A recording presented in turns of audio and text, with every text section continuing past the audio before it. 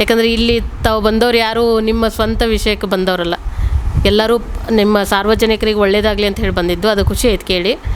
ತಾವು ಹೇಳಿದ ಪಾಯಿಂಟು ಒಂದನೇದು, ಕಾರವಾರದಿಂದ 5 ಗಂಟೆ ನಂತರ ಗಾಡಿ. ಅದು ಒಂದು ಪ್ರಾಕ್ಟಿಕಲ್ ಸಜೆಷನ್ ಅನ್ನಿಸ್ತು ನನಗೆ. ಏನಂದರೆ ಎಲ್ಲ ಆಫೀಸ್ ಕೆಲಸ ಮುಗಿಯೋದು 5 ಗಂಟೆ.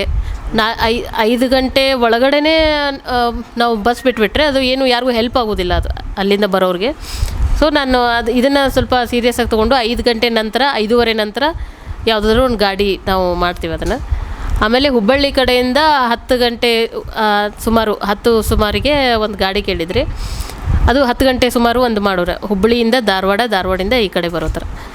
ಅಂದರೆ ಧಾರವಾಡದಿಂದನೂ ಪಬ್ಲಿಕ್ ಏನಿರ್ತದೆ ಅವ್ರಿಗೂ ಹೆಲ್ಪ್ ಆಗಿರಬೇಕು, ಹುಬ್ಬಳ್ಳಿಗೆ ಯಾರು ಹೋಗಿರ್ತಾರೆ ಅವ್ರಿಗೂ ಹೆಲ್ಪ್ ಆಗಿರಬೇಕು, ಆ ಥರ ಒಂದು ಮಾಡೋದು. ಆಮೇಲೆ ಮಂಗಳೂರು ಶೆಡ್ಯೂಲು ನನಗೆ ನಾನು ಇಲ್ಲಿ ಬಂದಾಗಲೇ ನಂಗೆ ತಲೆಯಲ್ಲಿತ್ತು. ಯಾಕಂದರೆ ನಂದು ಸರ್ವಿಸ್ ಅಲ್ಲಿ ಜಾಸ್ತಿ ಆಗಿದ್ದರಿಂದ ಸ್ವಲ್ಪ ಮಂಗಳೂರು ಕಡೆ ಟ್ರಾಫಿಕ್ ಇರ್ತದೆ ಅಂತ ನಂದು ಒಪಿನಿಯನ್. ಅದಕ್ಕೆ ಮಂಗಳೂರು ಶೆಡ್ಯೂಲ್ಗೆ ಅದೇ ನಾವು ಸ್ವಲ್ಪ ವಿಚಾರ ಅಂದರೆ 2 ಆಪ್ಷನ್ ವಿಚಾರ ಮಾಡ್ಬೋದು. ಒಂದು ಕದ್ರಾ ಮೇಲಿಂದ, ಇನ್ನೊಂದು ಹಳಿಯಾಳ ಮತ್ತು ಯಲ್ಲಾಪುರ ಮೇಲಿಂದ.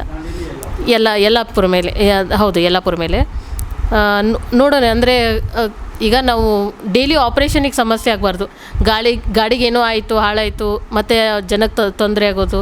ಯಾಕಂದರೆ ನಾನು ಅಲ್ಲಿದ್ದಾಗ ಆಪ್ರೇಟ್ ಮಾಡಿದಾಗ ಅದೇ ಸಮಸ್ಯೆ ಬರೋದು.